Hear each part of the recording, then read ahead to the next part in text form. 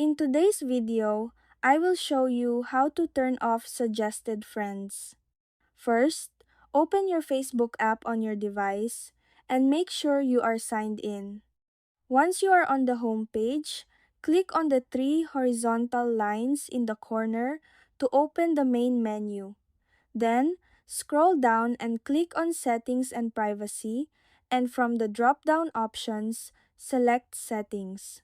Fun fact, Facebook's People You May Know algorithm uses thousands of data points like mutual friends, networks, and even uploaded contact lists to predict your real-life connections, but you can mute these alerts entirely if they get annoying. To do that, look under the Preferences section and select Notifications.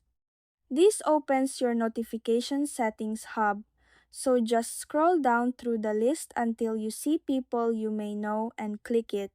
Finally, toggle off the switch next to Allow Notifications on Facebook, and you will no longer receive any suggested friend alerts.